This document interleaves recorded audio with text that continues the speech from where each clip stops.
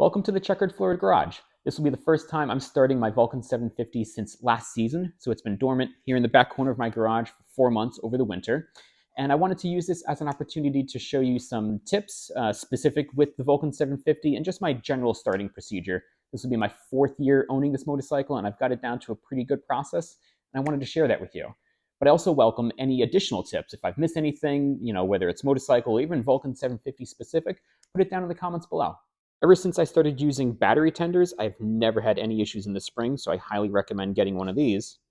You can route the cable by the battery on the side of the bike and tuck it away, or if you've got a cable long enough, you can route it through this hole right here in the luggage box, and then just keep this battery tender cable right in there. It's also a great idea to use some kind of stabilizer over those long dormant months to help out with all of that ethanol in our fuel nowadays. I use seafoam. Next, do your safety checks, tire pressure front and back, oil, coolant level, brake fluid, all the things that you would normally check and associate with safe riding motorcycles. Take care of that now. I also check my horn, lights, just make sure that everything is squared away for the first ride.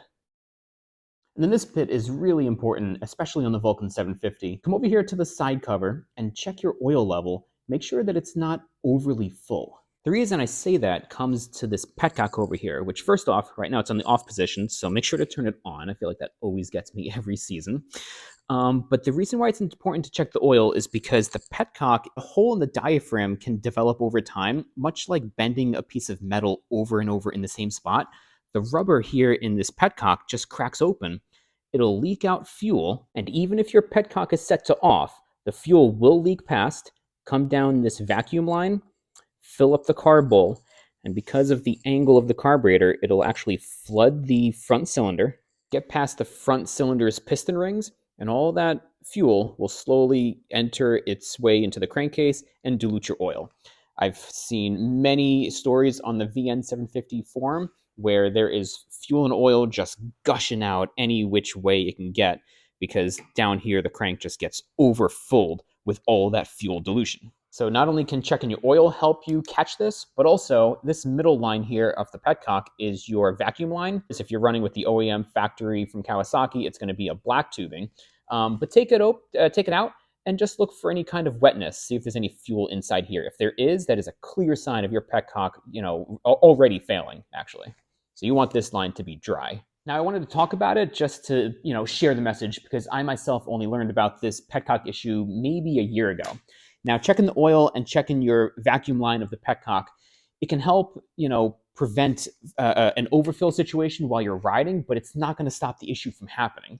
So the best possible way to do that is to convert the petcock to a manual, non-vacuum version. You can do this with a square piece of nitrile gasket material or even rubber. And what I'll do is link in the description down below a forum post that's got some written instructions. And then as soon as I get some time this riding season, 2024, my plan is to do the petcock mod myself. All right, so that covers a couple of tips. As far as the starting process, I've been really successful in getting it started after 3 sets of cranking. So each time I hold that start button, I'm only holding it for 6 seconds, plus or minus. So I'll hold it, I'll let the engine spin over, I'll crack open the throttle a little bit, and then after 6 seconds, I'll pause, and then I'll do it a second time. And then I'll do it a third time, and for the past 4 years, it's been really consistent in starting over for me after that third full set of cranking for 6 seconds.